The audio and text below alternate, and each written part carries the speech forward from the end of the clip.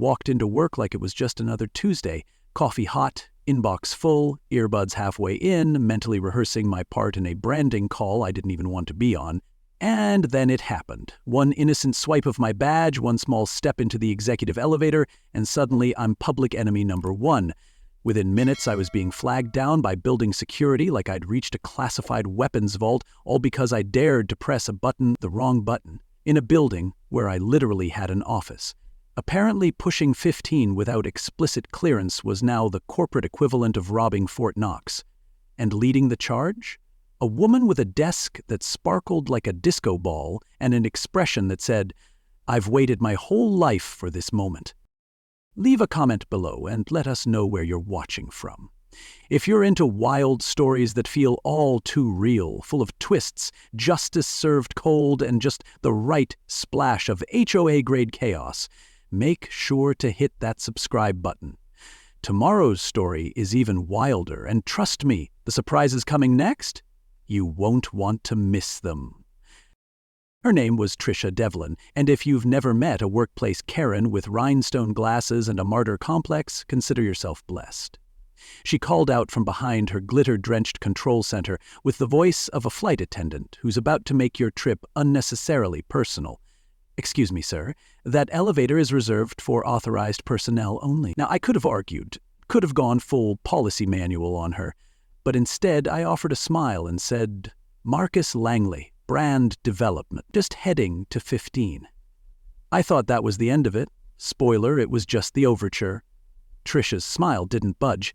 If anything, it widened like she'd just cornered a raccoon in the attic and couldn't wait to call pest control. She pointed me toward the far wall, main elevators for the peasants, and said I'd need to follow proper procedure like everyone else, which was ironic considering no one else in the building had ever followed that rule or even heard of it. But I was running late, and the doors were already closing, so I did what most people would do. I nodded politely, stepped inside, and let the elevator take me up like it had every other day for the past 6 months. I figured that was the end of it. I was wrong. By the time I came back down from my meeting, Trisha was already mid-crusade, speaking in hushed tones to Martin Pierce, our head of security. Now, Martin's a decent guy, former police, the kind of man who'd rather be handling actual emergencies than being dragged into hallway drama, but there he was, arms crossed, listening to Trisha gesture like she was breaking down a bank robbery. I caught pieces of her story as I passed. Unauthorized access, refused instruction, and my personal favorite, elevated threat potential. Martin stepped toward me like he'd just been handed a report on a wild coyote loose in the lobby. "Mr. Langley," he said, "mind if I see your badge?" Now, I wasn't angry. Not yet. I was more stunned than anything. The look on Martin's face told me he didn't buy it either, but protocol is protocol. As I handed him my ID, I could feel the morning rush behind me slowing down, eyes narrowing, phones pausing mid-scroll. There's a particular kind of humiliation that comes with being publicly questioned by security, while Trisha stands 30 feet away like she's directing a live-action reenactment of her own. She adjusted her blazer, straightened a laminated sign no one had seen until today, and gave me that same sugar-coated smile, like she'd just upheld justice and expected applause. And it hit me right then. This wasn't about an elevator.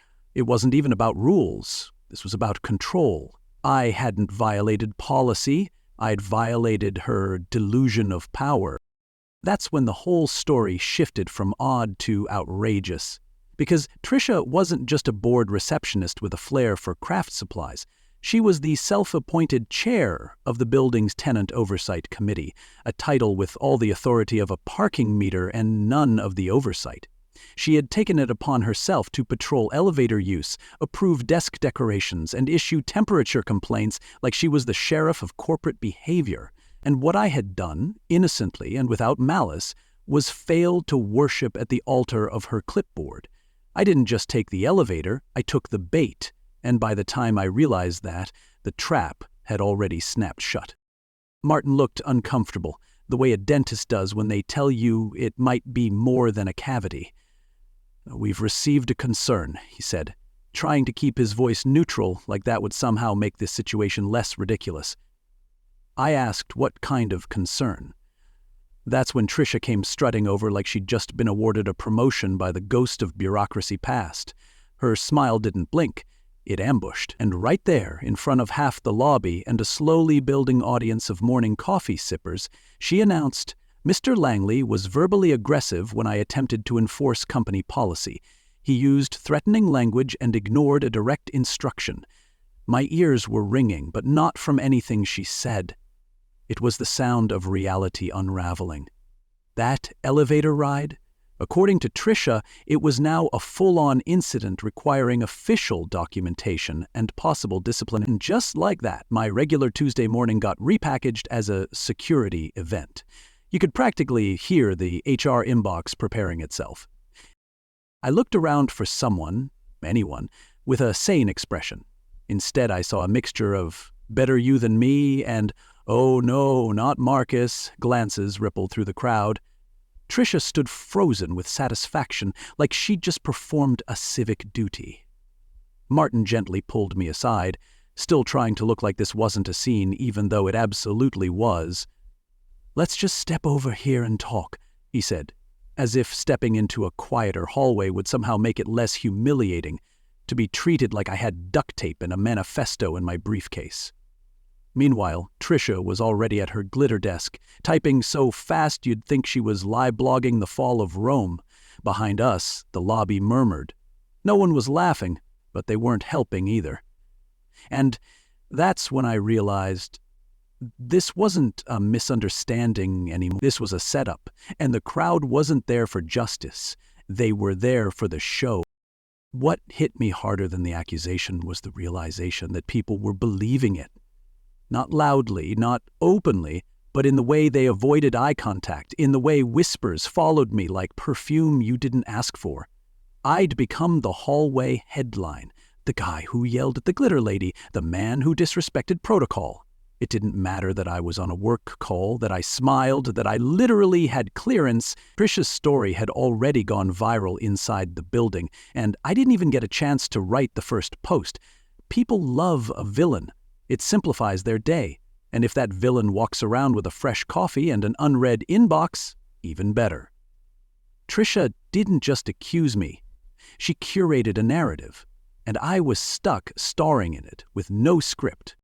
Later that morning, Shay Wallace from design caught me in the break room. "What happened?" she whispered, like we were discussing classified intel. I told her, point blank. She blinked, stunned, then said, "Marcus, you've walked into something you don't understand." Turns out, Trisha had been slowly building her fiefdom, one made-up rule at a time. Desk plant too tall? She filed a complaint. Leftover curry in the fridge? She wrote an anonymous hygiene report. Someone sneezed twice in a meeting? Health protocol violation. It wasn't enforcement, it was control, dressed up in clipboards and email signatures. Shay stirred her tea like it might reveal the rest of the story. "She's been angling for a real title," she said. "You're just the first person who didn't fold." That's when it clicked. Trisha wasn't interested in being helpful. She was interested in being obeyed. And I had just embarrassed her by not being afraid of her. The meeting with Martin ended with the promise of a follow-up discussion, which, in HR language, is code for brace yourself. Trisha had already sent a formal report to Heather Bloom in Human Resources, a report that, according to Shay, painted me as a repeat offender with a history of combative interactions, which was odd since I'd never spoken to Trisha before that morning. But lies don't need backstories when people crave drama more than truth, and right now, Trisha was scripting her own office miniseries, starring herself as the brave administrator who stopped a rogue employee from breaching executive territory. I wasn't just being accused, I was being rewritten. Not as Marcus Langley, the guy who bought donuts on Thursdays and stayed late to help interns, but as a problem, a policy issue, a threat. And the worst part? It was working. I could feel it in the glances, in the quiet, in the way people changed topics when I walked by, all because I pushed a button, smiled, and said I was going to floor 15. This wasn't about rules. It wasn't even about Trisha. It was about a system that rewards loud certainty over quiet truth. A place where laminated signs beat logic and the person who types the fastest gets to write history. That's when I realized the war had just started. Not a loud one, not with yelling or fireworks, but a quiet, methodical campaign built on silence, suspicion, and laminated lies. This wasn't about policy, it was about power. And I had just tripped her invisible wire. By noon, it wasn't just a hallway incident. It was a building-wide urban legend.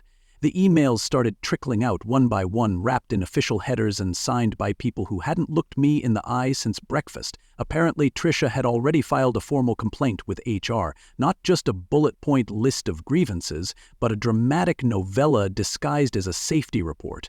According to her, I'd aggressively dismissed a verbal directive, created a hostile encounter, and showed concerning behavior indicating a potential for escalation. Escalation? I pushed a button.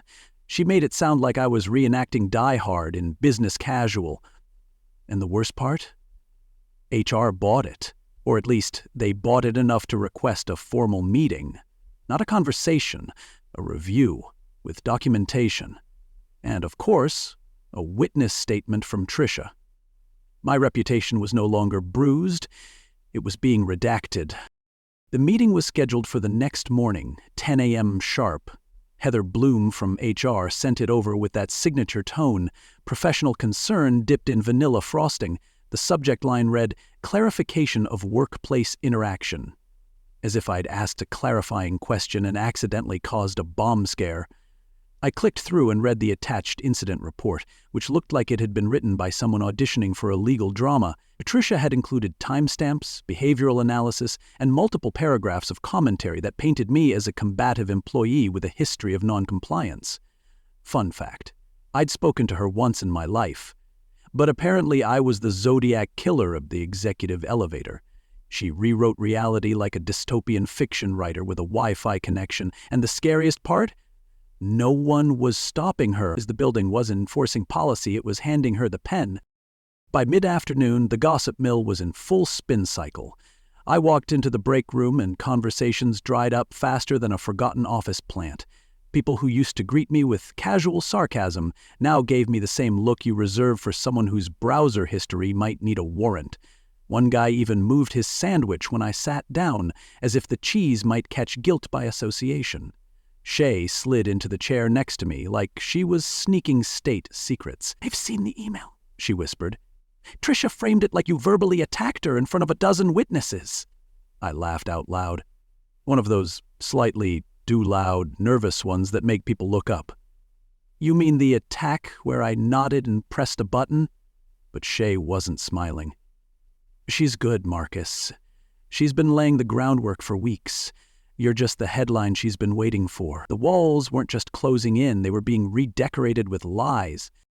The next morning, I showed up to HR with my badge, my pride, and the kind of gut-drop anxiety that usually precedes a tax audit. Heather greeted me with that HR tone, warm but non-committal. The room smelled like lemon wipes and plausible deniability. She offered me water like I'd been brought in from a hostage rescue. "We take all employee concerns seriously," she began, which is corporate for, "We're about to tell you this is your fault," without technically saying it's your fault. Heather went on to explain that while no formal disciplinary action had been taken, yet they were placing me under review, pending further investigation. The phrase "perceived threat" came up more than once.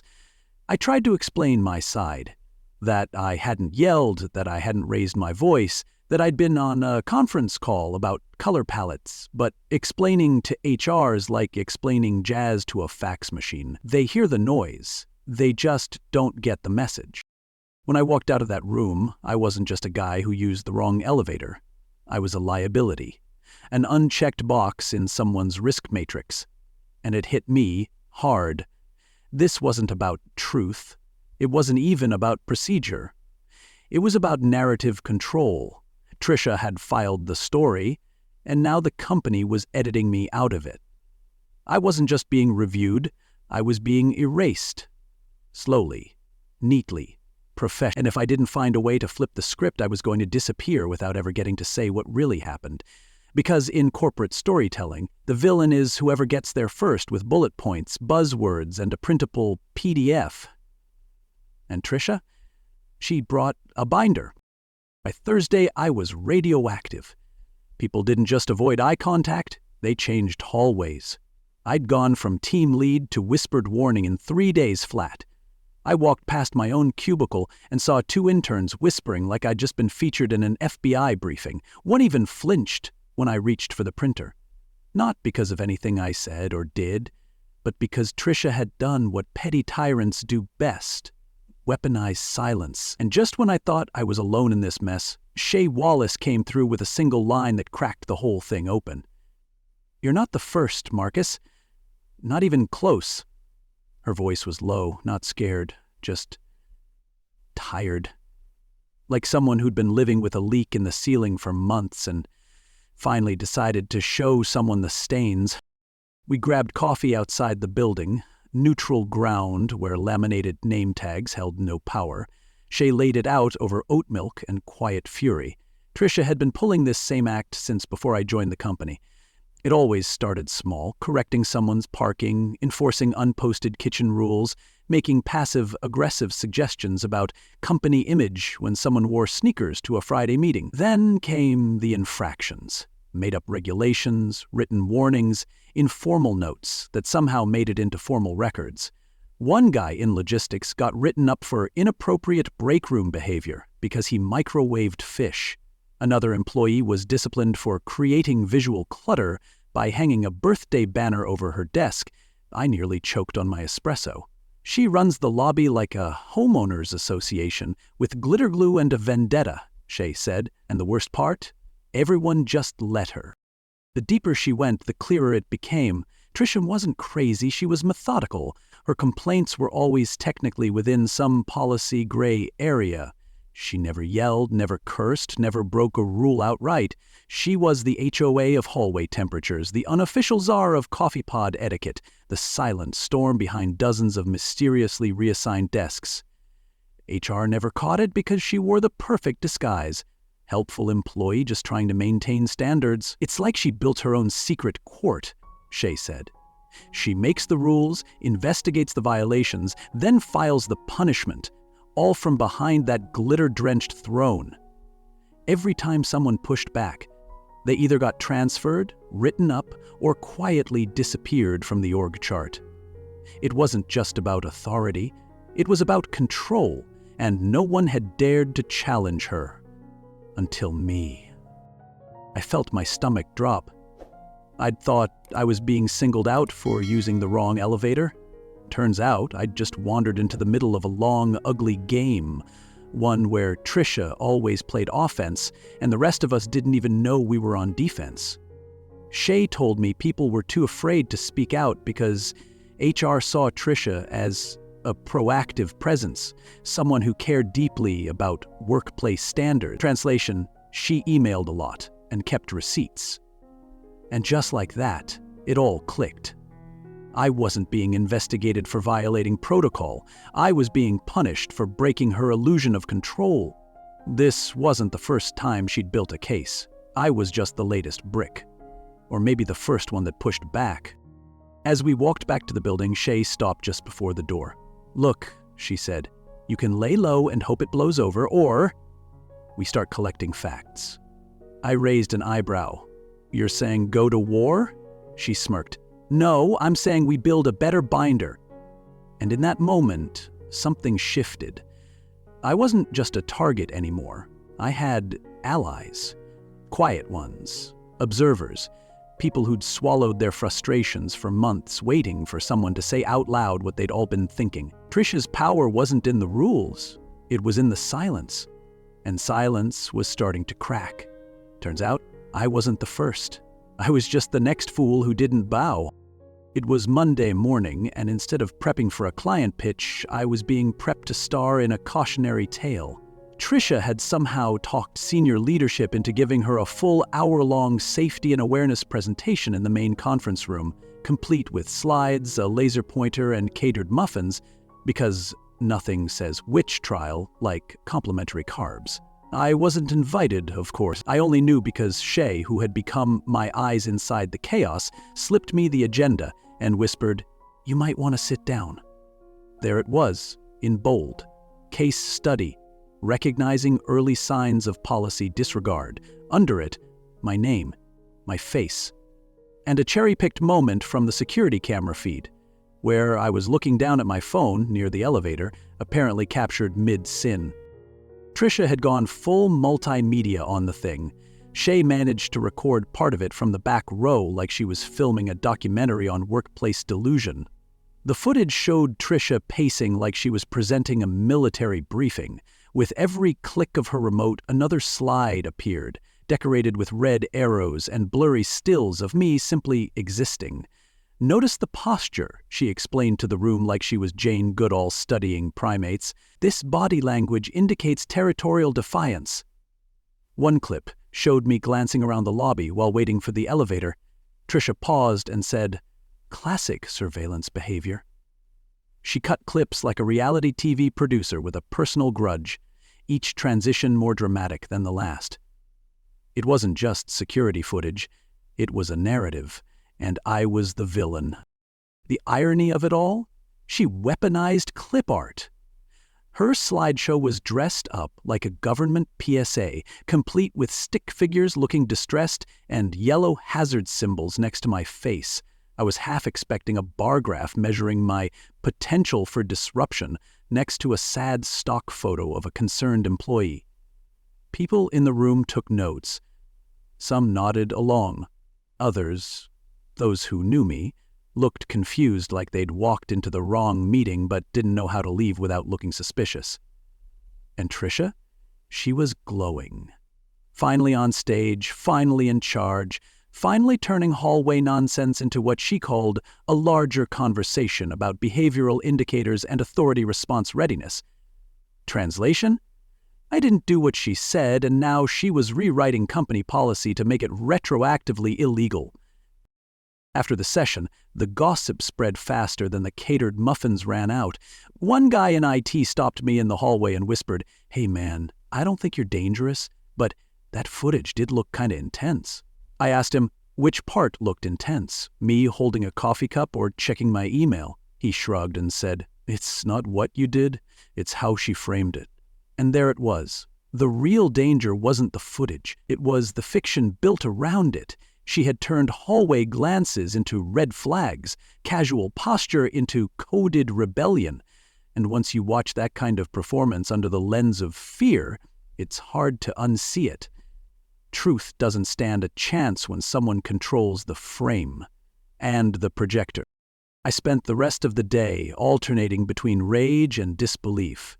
Shay, ever the realist, said, "She's overplayed her hand." But I wasn't sure. Trisha was good at this. Too good. She'd managed to take a petty grudge and escalate it into a company-wide narrative. And the scary part? It worked. People who used to joke with me in the elevator now looked at me like I might have a manifesto stashed under my keyboard. I wasn't just battling lies, I was battling footage. Selectively edited, artfully packaged, and delivered by someone with just enough title to make it stick. She turned my Monday morning into a training film for how to spot sociopaths, and people applauded.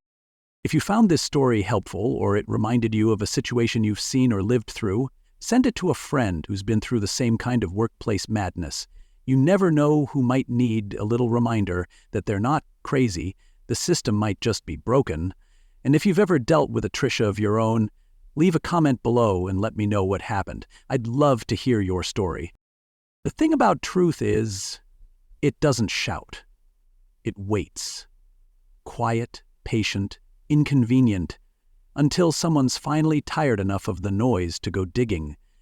That someone, surprisingly, turned out to be Martin Pierce, the same Martin who'd been stuck in the lobby trenches for years, nodding politely while Trisha filed another protocol enhancement. Shay texted me on Thursday. He's asking question. Apparently, something about Trisha's presentation didn't sit right with him. Maybe it was the wrong lighting in the footage, maybe the wrong date, Maybe just the smell of overcooked theater. Whatever it was, Martin went back into the system, into the logs. And what he found didn't just poke holes in Trisha's timeline, it shredded it. Then, just after lunch, he asked me to meet him off-site. Nothing official, he said, just coffee. And that's how I ended up in a back booth at a half-empty diner, watching a man in a security uniform slide a thumb drive across the table like it was radioactive justice.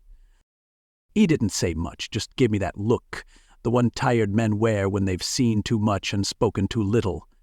I pulled the raw files from the backup system, Martin said. None of what she showed lines up. Not the day, not the angle, not even your clothes. He explained how Trisha had accessed archived footage on multiple occasions, always late in the day, always under the pretense of routine assessments. She'd built her narrative with clips pulled from different weeks, even different months, all stitched together to form a story where I wasn't just stubborn, I was strategic. She made it look like you were casing the building, he said, eyes narrowing. Like you had a pattern.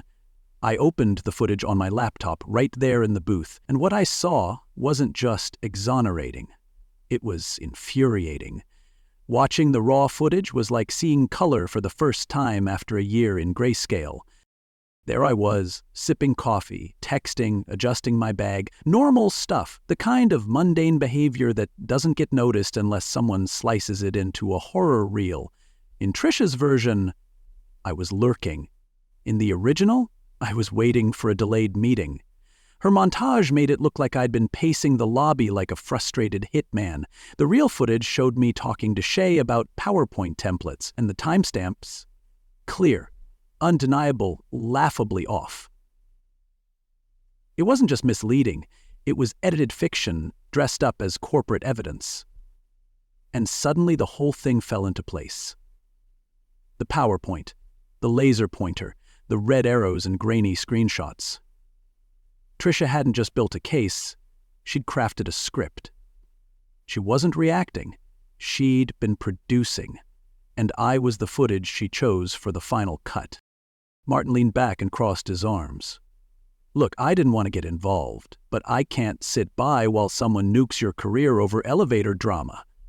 You didn't do anything wrong, she did. That meant a lot, coming from a guy who'd spent most of the week avoiding my eyes. But here's where it got tricky. He wouldn't testify. If this gets traced back to me, he said, I'm out. 20 years gone.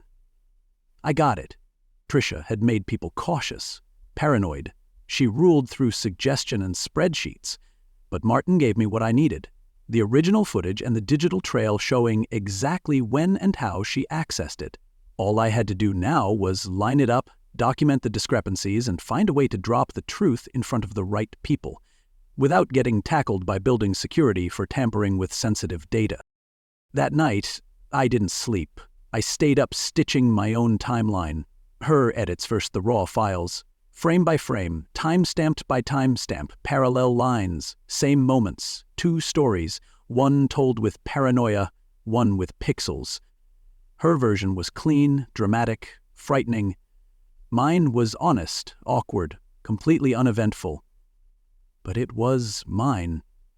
And for the first time since this mess started, I had more than just a defense. I had proof. The truth was finally visible. Now all I had to do was show it. And not get fired doing it. The showdown was set for Monday at 10 a.m. Trisha had booked another security awareness seminar, this time with senior leadership in the room. 2 VPs, a building management rep, and Heather from HR, who probably thought she was walking into a PowerPoint, not a courtroom. Shay had worked her magic and gotten herself 5 minutes at the end of the session to present visual design updates, which was code for cue Marcus with the receipt. I arrived early but stayed out of sight, hiding in a side office like I was prepping for a sting operation. Laptop bag zipped, thumb drive ready, nerves shot. It was a strange kind of adrenaline, half panic, half petty vengeance. I wasn't looking for applause, I just wanted the record corrected before it turned into a career obituary. From the hallway, I could hear Trisha in full command mode. She was reciting her greatest hits with the confidence of someone who's never been caught and doesn't believe she ever will be. Her voice echoed through the open door. This clip illustrates the subject's escalating defiance. Now notice the aggressive shift in body language. She was narrating lobby footage like a defense contractor briefing a hostile incursion. Then came the moment we'd been waiting for. Shay cleared her throat and said, "Before we wrap up, I've got a quick visual to share that ties into Marcus's situation. I think will give everyone some additional perspective." That was my cue. I stepped into the room, calm on the outside, chaos inside, and said, "Actually, I think you'll want to see this too." Trisha turned and the blood drained from her face like someone had pulled the plug on her battery-powered righteousness. There was a beat of silence, the kind that feels like a coin spinning in slow motion. Then murmurs. Heather looked confused. One of the VPs squinted at me like I'd shown up with a subpoena. But Shay was already plugging in my laptop, and within seconds the projector screen flipped from Trisha's slideshow to a side-by-side video comparison that made everything clear in a single frame. On the left, Trisha's Frankenstein footage, me lurking, stalking, peering suspiciously at the elevator like I was plotting corporate espionage. On the right, the same moment. Unaltered, untouched, time-stamped, and all I was doing was texting my girlfriend about lunch. The contrast was so obvious it almost looked like parody. And in that moment, the myth began to crumble. I walked the room through the evidence, clip by clip, timestamp by timestamp. This one from 3 weeks earlier, that one taken during a totally unrelated staff event. I laid out how she'd pulled footage from multiple dates, mashed it together, and presented it as a single narrative of threat and escalation. Her cover story collapsed like a souffle in a stampede. The room shifted. Postures changed. People leaned forward, the way they do when a mystery unravels mid-sentence. Then came the cherry on top. Trisha, clearly unraveling, stepped forward and barked, "That footage has been doctored. He's manipulating it to hide his behavior." And just like that, she accused me of the very thing she'd spent weeks doing. The dramatic irony landed with a thud you could feel in the carpeting. But she wasn't done. No, she doubled down. Clicked her remote in a frenzy, trying to pull up what she claimed was the real version, and instead she accidentally opened her editing software. There it was, projected in 1080p glory. Her workspace, complete with layered video tracks, time shifts, splice points, and a project file literally titled elevator_presentation_final V6. The silence in that room was so thick it felt like gravity doubled. Faked footage, falsified facts, fabricated fear, laid bare in real time. Greg, from security, who'd quietly slipped into the back, stood up and confirmed everything. "She accessed the footage database on multiple dates," he said. "None of what she presented happened the way she claimed. You could practically hear Trisha's empire cracking, glitter and all." Her meltdown was instant and spectacular. She accused Greg of conspiring with me, said Shay was emotionally compromised, claimed Heather was part of a cover-up. She spun so fast she couldn't tell which direction she'd started in, but the more she yelled, the quieter the room got. This wasn't passion, this was panic. She didn't lose her job, she detonated it. Live and on screen, and suddenly all the people she'd intimidated for months, all the employees she'd quietly bullied under the guise of order, were no longer afraid. They were stunned. They were free. And they were watching the Glitter Queen melt down in high definition. You'd think after detonating her own credibility in front of half the company, Trisha would vanish quietly into HR oblivion. But no, she was the kind of person who'd burn down her house if the thermostat insulted her. By Tuesday, the fallout had begun. Internal investigation launched, security credentials revoked, oversight committee dissolved. But while the rest of us were trying to move on, Trisha was busy cooking up one final disaster. It started with a round of anonymous emails sent to staff, clients, even a few unfortunate contacts from my LinkedIn, each one painting me as the villain. The messages were vague, melodramatic, and drenched in legal-sounding nonsense. Falsified evidence, retaliatory edits, danger to workplace safety. My favorite line? Don't let him fool you. Evil wears business casual too. If Petty had a fan club, Trisha was founding president and sole lifetime member. At first it was laughable. Then it turned dark. Fake social media accounts popped up using my name and photo, posting wild rants about revenge and harassment. My mother got a friend request from Marcus Justice 123, who'd been commenting in all caps under company news posts. Sarah, my girlfriend, texted me, did you just threaten to leak files from HR on Facebook? No, I did not. What I did do was call Shay, who already had the IT department on speed dial, and that's when the real truth started spilling out. Trisha had used her still-active laptop, which she was supposed to return, to access employee data and send her digital hate mail from inside the building's Wi-Fi. She wasn't just bitter, she was sloppy, and in the age of metadata, sloppiness leaves fingerprints. Turns out, our IT department logs everything. Access times, device IDs, login credentials. They even track a hidden document tag embedded in emails created from company-issued laptops. Guess what all the fake messages had in common? Her employee ID, buried deep in the metadata like a bad signature on a forged check. That thumbprint might as well have been a confession. When Heather from HR called me again, her voice was a mix of exhaustion and disbelief. Marcus, in all my years, I've never seen someone unravel this completely, she said. By Friday, Trisha's badge had been permanently deactivated, her office cleared out, and a formal report had been filed with law enforcement. It wasn't just an HR issue anymore. It was cyberstalking, digital fraud, identity theft. She didn't walk out. She got escorted. The final scene played out like poetic justice, dipped in pure awkwardness. I was walking through the lobby after a meeting, same marble floors, same receptionist, pretending not to listen, when the elevator doors opened and out walked Trisha. No glitter, no clipboard, just a cardboard box and karma. Her hair was a mess, her face was wild-eyed and cracked from too many sleepless nights. She saw me, dropped the box, and launched into one last verbal spiral. "This isn't over," she shouted. "You'll see! I have proof! They're all against me!" Everyone turned. Greg from security, bless him, stepped in without a word and calmly guided her toward the fire exit. The doors shut behind them, and just like that, the Glitter Queen was gone, not with a bang, but a whimper. The aftermath was quieter than expected. HR cleared my record. Shay and I presented a joint report on the dangers of unchecked authority inside corporate structures, which got shared with senior leadership. They even offered me a promotion. Partly as an apology, partly because, well, I'd just navigated a hostile takeover of logic and lived to tell the tale. But what mattered more was how the office changed. The signs near the elevator? Replaced. Simple, clear. No laminated proclamations from Trisha's oversight committee. People started saying hello again, shoulders relaxed. The tension that once crackled through the lobby disappeared like bad cologne in open air. And me? I framed the suspension letter, hung it right above my desk. Because sometimes the best kind of promotion is proving a fraud wrong. And you know what?